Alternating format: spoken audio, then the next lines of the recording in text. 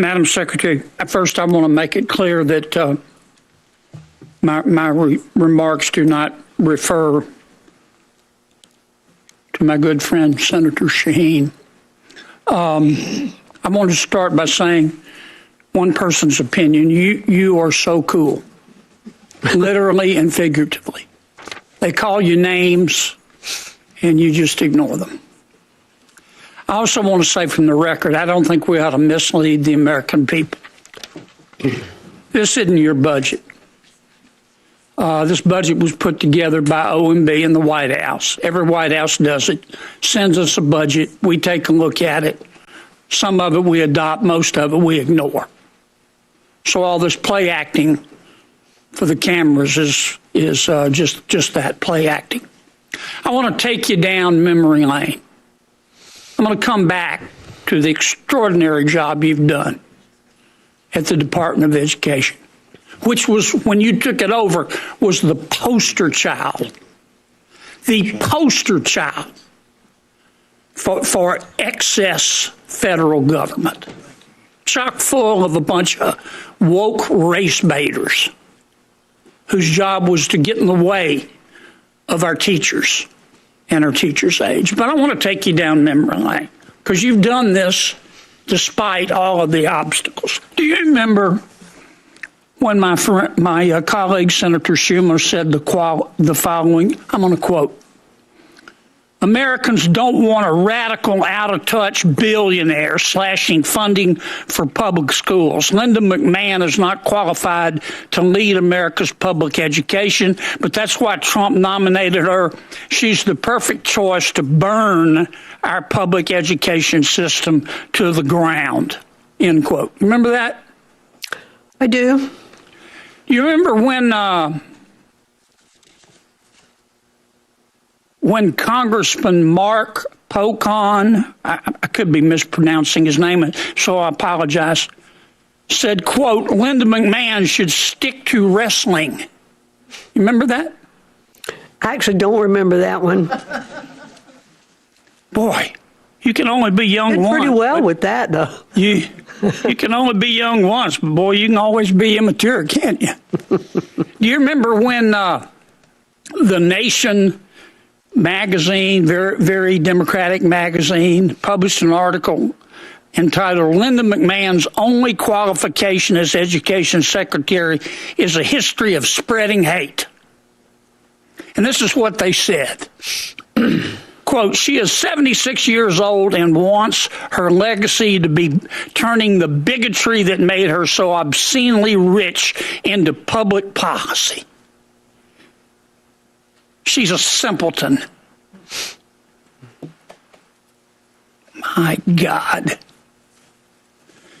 I want extra time, Madam Chair. Everybody else has gotten it. I have been so impressed with the work that you have done in lifting up elementary and secondary education and trying to whittle down that giant rogue beast that we call the Department of Education, the work you've done on school choice and returning authority back to the states and local government and fighting anti-Semitism and fighting for women's sports. In a couple of minutes, tell me about your accomplishments. I know you can't do it in 2 minutes. Well, thank you very much. And I'm glad I really don't remember a lot of those quotes. Oh, there's more.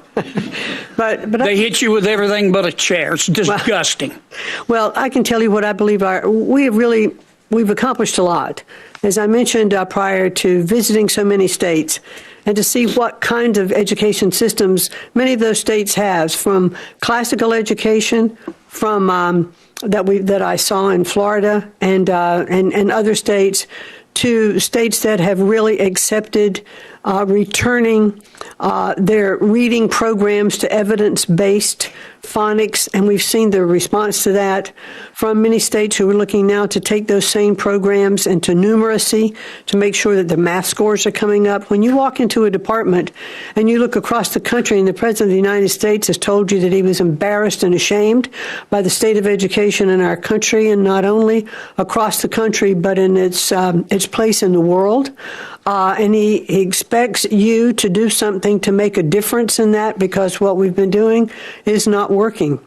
The innovations that we have seen to bring the level of schools' reading and math programs up is be innovations in the states. They don't come from the bureaucracy in Washington, D.C.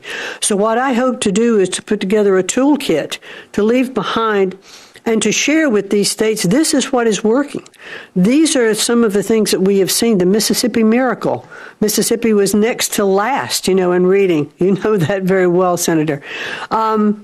And they, through their own invention, it took about 10 years, but they didn't give up, and they kept doing it. And the steps that they took and made, Louisiana adopted, Florida adopted, Tennessee, other states. And so we have seen through the states' innovation and continued funding, which will continue to come through government programs, they have made a difference. And that's why states are the center of what's going to be successful for them, whether it is looking at their children, with disabilities.